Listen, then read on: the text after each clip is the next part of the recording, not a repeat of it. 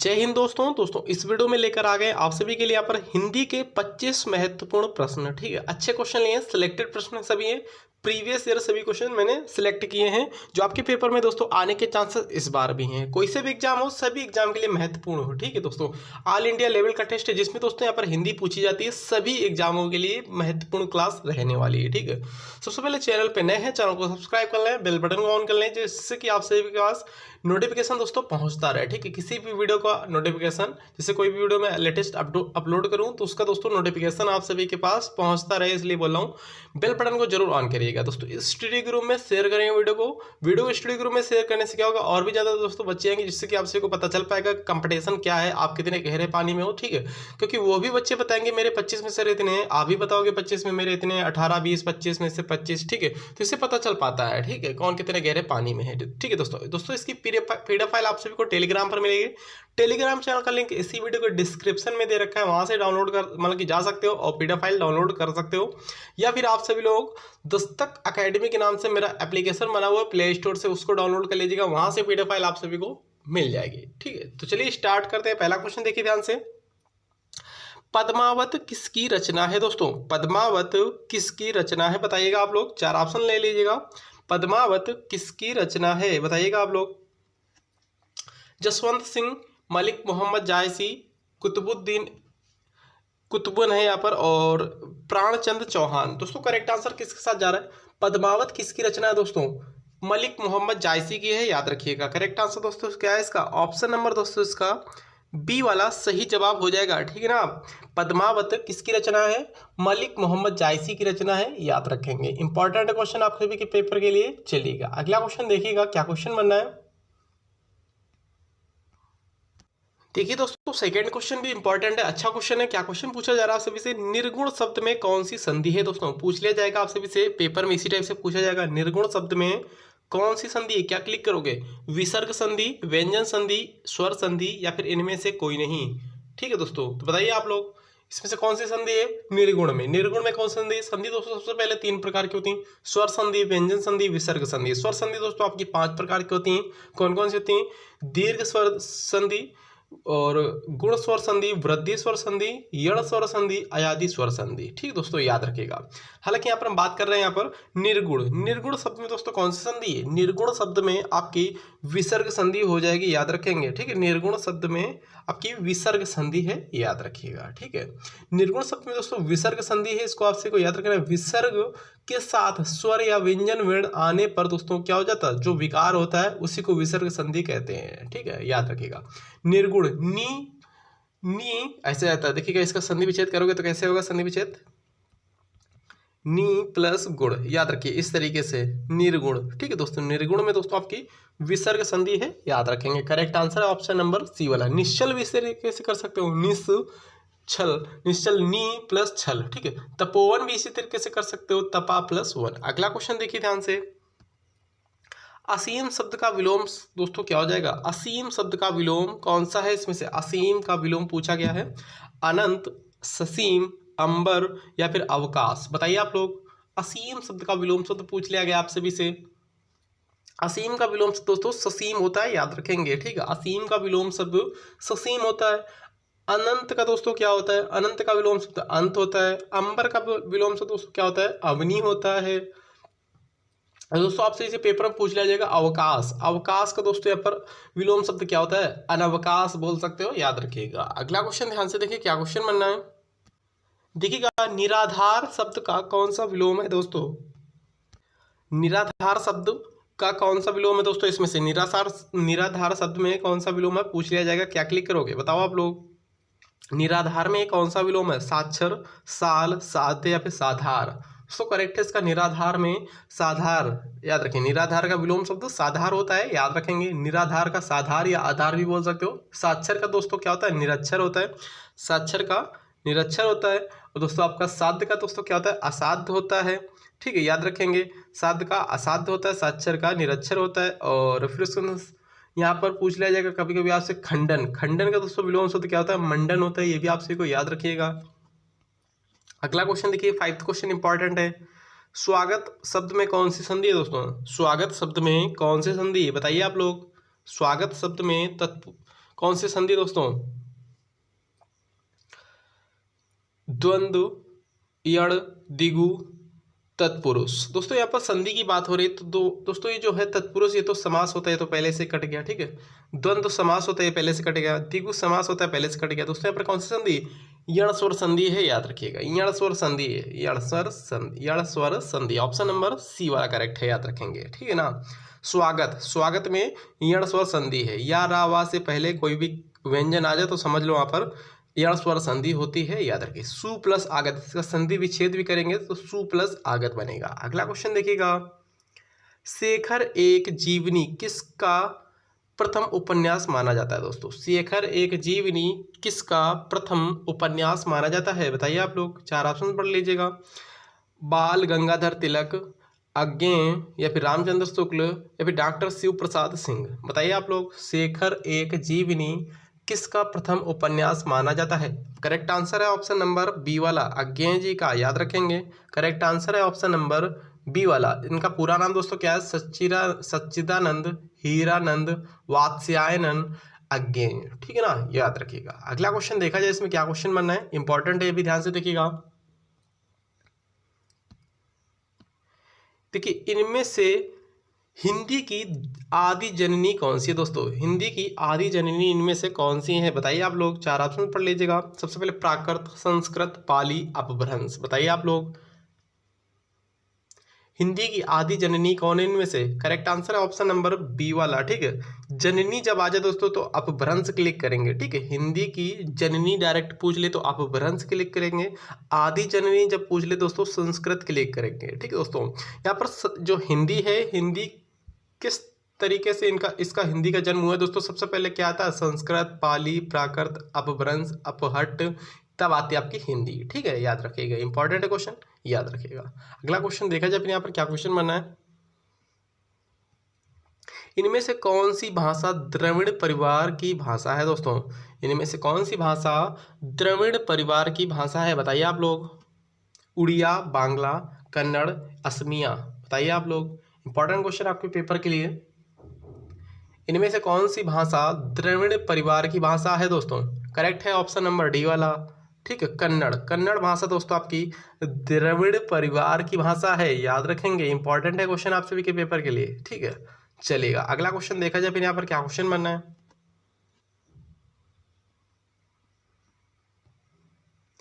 इनमें से कौन सा शब्द दोस्तों गंगा का पर्यायवाची नहीं है? गंगा का पर्यायवाची इनमें से कौन सा नहीं है? चार ऑप्शन पड़ेगा, करेक्ट आंसर बताने की कोशिश करें। अमर तरंगिनी, विष्णुपदी, त्रिपथंगा, पुष्पधन्वा।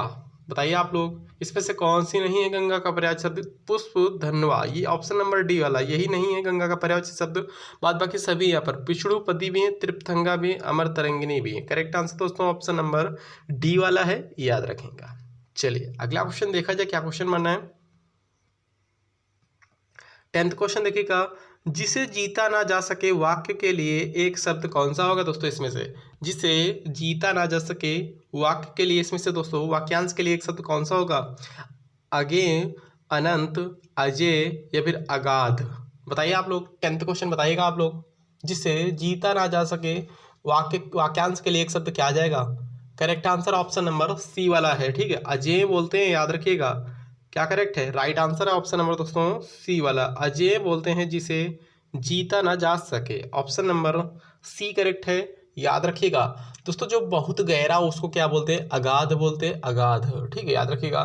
जिसकी सीमा ना हो दोस्तों उसको क्या बोलते हैं? असीमित बोलते हैं, इसे भी आपसे भी याद रखिएगा, ठीक है दोस्तों। जिसकी सीमा ना हो उसको असीमित बोलते हैं, और किए जाने योग्य ना हो दोस्तों उसको क्या बोलते हैं?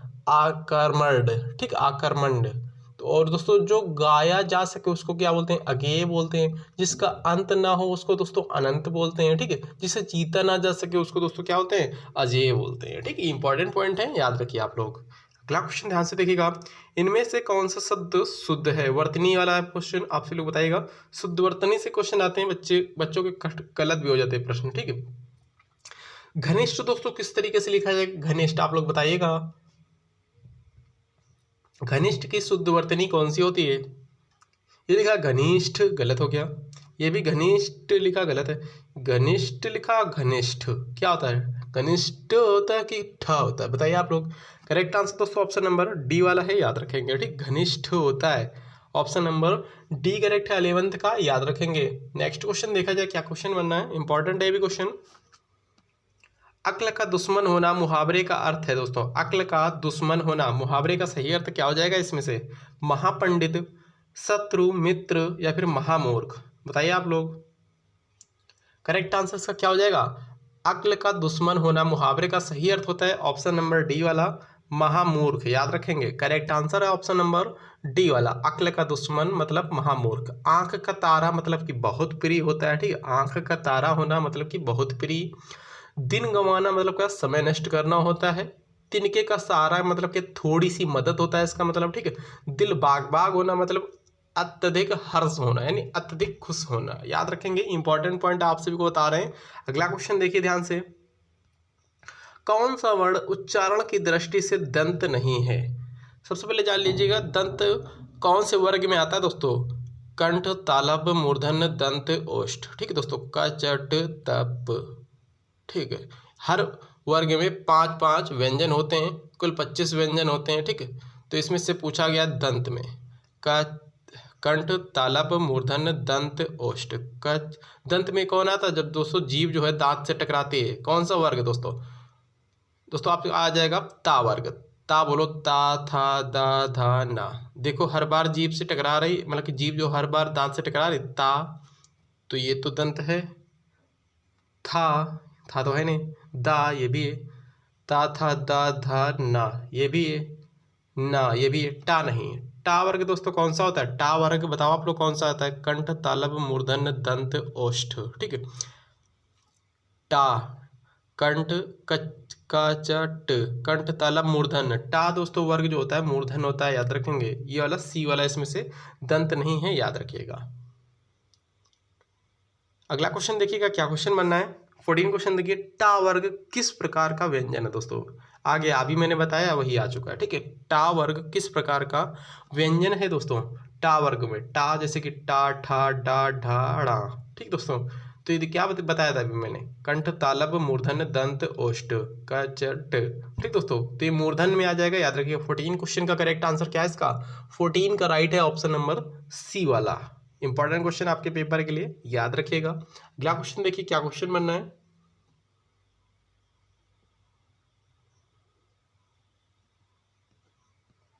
फिफ्टीन क्वेश्चन देखिए। इनमें से अर्ध सम्मात्रिक छंद कौन सा है दोस्तों? अर्ध सम्मात्रिक छंद कौन सा है दोस्तों, बताइए आप लोग। 4 ऑप्शन दे रखे हैं, कुंडलियां, दोहा, रोला, चौपाई। अर्ध सम्मात्रिक छंद पूछ लिया गया आप सभी से दोस्तों। करेक्ट आंसर है ऑप्शन नंबर इसका बी वाला, दोहा है, याद रखेंगे। कौन है? दोहा है दोस्तों, ठीक है। दोहा में दोस्तों क्या होता है? पहले तीसरे में दोस्तों 13-13 मात्राएं होती हैं, दूसरे चौथे में दोस्तों 11-11 मात्राएं होती है, ठीक है दोस्तों। पहले तीसरे में, दोहा में पहले तीसरे में 13-13 मात्राएं होती हैं, पहले वाले में और तीसरे वाले चरण में, ठीक दोस्तों। और दूसरे चौथे में दोस्तों कितनी कितनी होती है? 11-11 मात्राएं होती है, याद रखिए। चौपाई में दोस्तों प्रत्येक, ये सम्मात्रिक छंद है, इसमें प्रत्येक वर्ग में दोस्तों कितनी मात्राएं होती हैं? 16-16, 16-16 मात्राएं आती हैं। रोला दोस्तों सम्मात्रिक छंद है, इसमें प्रत्येक छंद में दोस्तों कितनी कितनी मात्राएं होती हैं? 24-24, 24-24। कुंडलियां में दोस्तों ये एक प्रकार का, इसमें दोस्तों कुंडलियों में कुल 6 चरण होते हैं, याद रखिएगा, ठीक है। इसका पहला और अंतिम चरण दोस्तों समान होता है, ये भी क्वेश्चन पूछ लिया जाता है। कौन से छंद का पहला और अंतिम चरण समान होता है दोस्तों? तो ये होता है कुंडलियां, याद रखिएगा। कुंडलियों में दोस्तों आप सभी लोग बताइएगा, कुंडलियों में दोस्तों आप सभी लोग बताइएगा कितनी कितनी मात्राएं होती हैं, ठीक दोस्तों। कुंडलियों में आप लोग बताइएगा कितनी कितनी मात्राएं होती हैं। चलिए अगला क्वेश्चन देखिए, क्या क्वेश्चन बनना है। 11-13 होती है पहले तीसरे में, या फिर 13-11 होती है, ठीक। आप सभी के लिए बता दिया, हिंट दे दिया, आप लोग कमेंट बॉक्स में कमेंट करो। अगला क्वेश्चन देखिएगा, 16 क्वेश्चन। स्थावर का विलोम शब्द दोस्तों क्या होगा? स्थावर का विलोम शब्द क्या होता है, बताइए आप लोग। स्थावर का जंगम, स्थिर, जड़, स्थूल, दोस्तों करेक्ट है ऑप्शन नंबर ए वाला, जंगम, याद रखेंगे। स्थावर का विलोम शब्द जंगम होता है, ठीक है दोस्तों। स्थावर का जंगम होता है, स्थिर का अस्थिर या फिर चंचल होता है, जड़ का दोस्तों चेतन होता है, स्थूल का मतलब दोस्तों सूक्ष्म होता है, ठीक। स्थूल मतलब कि बहुत हष्ट पुष्ट, बहुत तगड़ा, ठीक दोस्तों, मजबूत। स्थूल उसका क्या होता है? सूक्ष्म, बिल्कुल नाजुक, याद रखिएगा। अगला क्वेश्चन देखिएगा, 17 क्वेश्चन, पक्षी का पर्यायवाची शब्द दोस्तों कौन सा है इसमें से? पक्षी का पर्यायवाची शब्द कौन है? वृंद, शार्दुल, उरग, विहंग। दोस्तों करेक्ट आंसर जा रहा 17 का ऑप्शन नंबर सी वाला। ठीक है दोस्तों, याद रखेंगे करेक्ट आंसर क्या है? पक्षी का क्या है? ऑप्शन नंबर सी है दोस्तों। और भी इसके पर्यायवाची शब्द होते हैं जैसे खेचर, द्विज, पतंग, पंछी, खग, विहंग, परिंदा, शकुंत, अखंडज। ठीक दोस्तों, चिड़िया, पखेरु, नभचर आदि ये सभी होते हैं। उरंग के दोस्तों पर्यायवाची शब्द क्या होता है? उरम दोस्तों, उरंग जो है, उरग जो है, ये उरंग नहीं उरग है, सर्प का ही पर्यायवाची शब्द होता है, याद रखेंगे आप लोग। ठीक है, सर्प के पर्यायवाची शब्द क्या क्या होते हैं दोस्तों? भुजंग होता है, व्याल होता है, सांप होता है, नाग होता है, पनंग, विषधर, ये सभी होते हैं। ठीक है दोस्तों, ये सर्प का पर्यायवाची शब्द है, याद रखिए। शार्दुल दोस्तों किसका होता है? शार्दुल, शार्दुल आप लोग कमेंट बॉक्स में कमेंट करके बताओ। ठीक है, शार्दुल किसका होता है? शेर का होता है क्या? कमेंट बॉक्स में कमेंट करके बताओ। 18वां क्वेश्चन देखिएगा, अत्युक्त शब्द में कौन सा उपसर्ग है दोस्तों? अत्युक्त शब्द में उपसर्ग कौन सा है? अधि, उत, दुर, अति। बताइए आप लोग। 18 क्वेश्चन बताइए, इंपॉर्टेंट है, अच्छा क्वेश्चन लिया है मैंने, सिलेक्टेड क्वेश्चन है, ऐसे प्रश्न भी पूछे जाएंगे, उपसर्ग प्रत्यय से भी प्रश्न आपसे के पेपर में बनने वाले हैं। करेक्ट आंसर है ऑप्शन नंबर डी वाला, अति उपसर्ग है इसमें, याद रखिएगा। ठीक है दोस्तों, अत्युक्त में अति उपसर्ग आता है। ठीक है, जैसे कि और भी देख लीजिएगा, और भी वर्ड होते हैं जैसे कि अतिशय, अतिरिक्त, अतिरेय, ये सभी दोस्तों अति उपसर्ग है इसमें, याद रखिएगा। अगला क्वेश्चन देखिएगा, 19 क्वेश्चन ध्यान से देखिए, प्रत्येक रस में संचरण करने वाले भाव को क्या कहते हैं? प्रत्येक रस में संचरण करने वाले भाव को क्या कहते हैं? बताइए आप लोग। उद्दीपन, संचारी भाव, अनुभाव, स्थायी भाव। बताइए आप लोग। 19 क्वेश्चन का करेक्ट आंसर क्या है इसका? ऑप्शन नंबर बी वाला करेक्ट है, संचारी भाव। दोस्तों संचारी भावों की संख्या कितनी होती है? 33 होती है, याद रखिएगा, डायरेक्टली पेपर में पूछ लिया जाता है। संचारी भावों की संख्या कितनी होती है? 33 होती है। ठीक है, भरत मुनि के अनुसार है ये। ठीक, भरत मुनि के अनुसार स्थायी मतलब कि संचारी भावों की संख्या 33 होती है, इंपॉर्टेंट है, याद रखिए। भरत मुनि के अनुसार दोस्तों रसों की संख्या कितनी होती है? 8 रस होते हैं। ठीक है, भरत मुनि के अनुसार रसों की संख्या 8 होती है दोस्तों, याद रखिएगा। 9वां रस दोस्तों कौन सा है? 9वां रस दोस्तों आप सबको शांत रस है। ठीक है, 10वां रस दोस्तों कौन सा है? 10वां रस बताइए आप लोग। और 11वां रस बताइएगा। टोटल 11 रस होते हैं, याद रखिएगा। चलिए, भरत मुनि के अनुसार खाली 8 है। ठीक है, और 11वां रस दोस्तों वात्सल्य रस होता है, ये आपसे लोग याद रखिएगा। और 10वां रस आपसे लोगों को बेहतर बताना है। ठीक है, 10वां रस आप सभी को ही बताना है। 8वां मैंने मतलब कि मैंने 9वां बता दिया शांत, 11वां बता दिया मैंने वात्सल्य, 10वां आप सभी को बताना है। चलिए, कुछ आप लोग भी हेल्प करा करो। ठीक है, बताया करो, पता तो चले आप लोगों को कुछ है कि नहीं। गिरधर में कौन सा समास है दोस्तों? गिरधर में कौन सा समास प्रयुक्त है? बताइए आप लोग। कर्मधार है, अव्यय भाव, बहुब्रीहि, तत्पुरुष। गिरधर में कौन सा समास है? बहुब्रीहि समास है, याद रखिए। जहां पर भगवान के नाम आ जाए वहां पर बहुब्रीहि समास होता है, याद रखिएगा।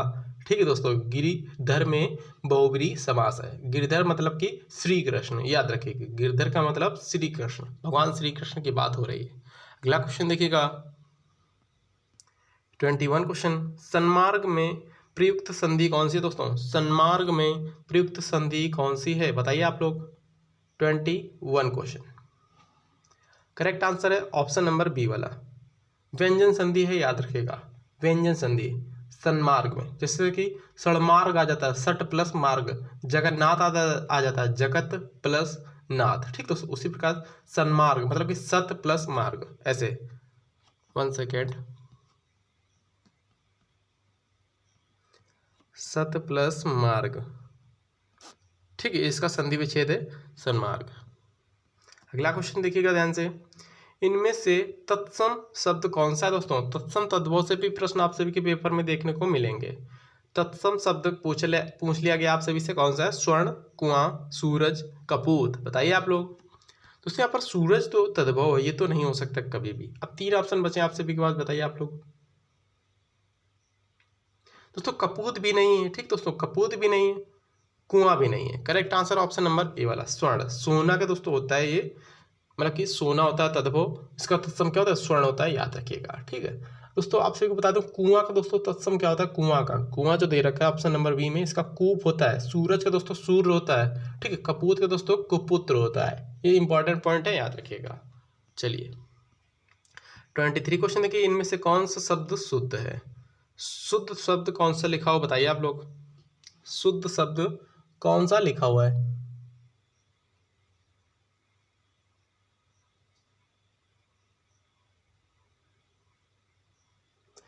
तो दोस्तों उज्ज्वल आप सभी लोगों को देख लिया होगा। उज्ज्वल किस तरीके से लिखा जाता है? उज्ज्वल ऐसे लिखा जाता है, डबल ला बनी होती है इसमें, सिंगल ला गलत हो गया ये।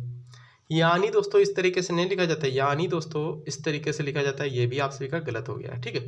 द्वंद्व दोस्तों किस तरीके से लिखा जाता है? द्वंद्व, द्वंद्व किस तरीके से लिखा जाता है?